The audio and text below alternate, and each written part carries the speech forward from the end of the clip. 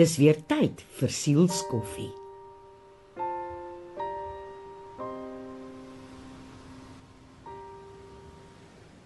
Kon jy jouself al ooit voorstel dat 'n gemors pragtig kan wees? Ek kon, veral toe my kinders nog klein was en hulle so lekker in die modder kon speel.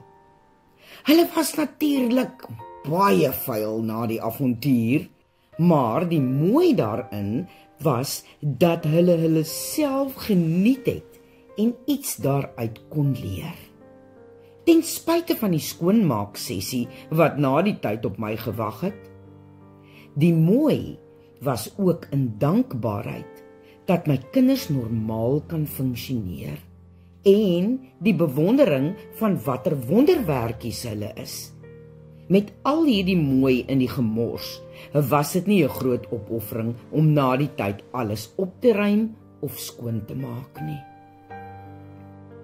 Ek en jy gaan ook deur gemorse in hierdie lewe. Of ons dit nou self veroorsaak het en of dit iemand anders se te doen is, maak nie saak nie. Sien ons dan ook die mooi in daardie gemorse raak? Ek dink dis maar moeilik as jy jouself in 'n hoek bevind om die mooi daarin raak te sien. Die eerste gedagte is gewoonlik: hoe kom ek hier uit? Of hoe los ek hierdie probleem op? Het jy al ooit daaraan gedink dat God hierdie gemors situasie in jou lewe toelaat om 'n rede? Hy weet dat ek en jy meeste van die tyd geestelik groei in krisistye. Dis dan wat ons afhanklikheid besef en dat ons niks sonder Jesus kan doen nie. Vader se woord sê dat hy altyd alles ten goeie verander. Wat beteken dat jou krisis of gemors waarin jy jou bevind altyd 'n positiewe einde het, omdat ek en jy sy kinders is.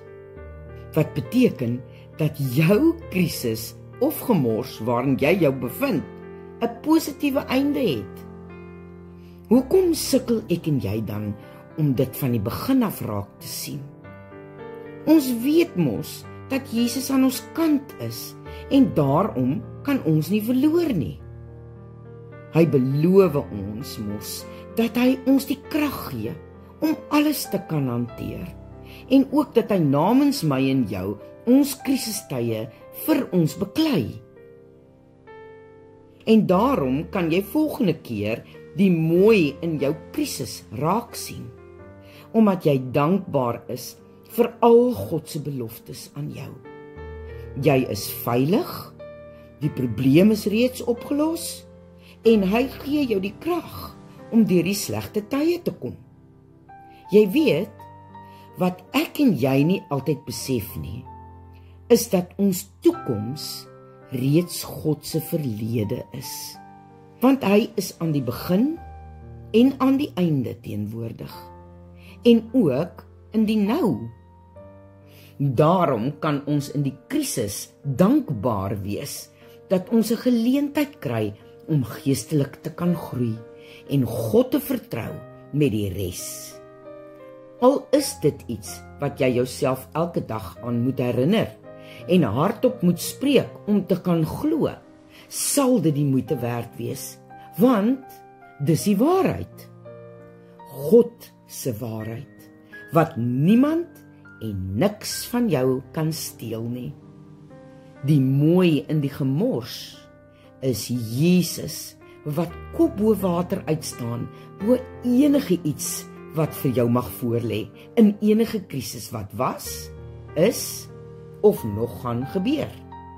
So, kom ons laat Vader toe, om ons daardeur te lei vir die rede, waarom hy dit toelaat om te gebeur, en vertrou, dat sy werke altyd die beste is. Ons gesels gou weer.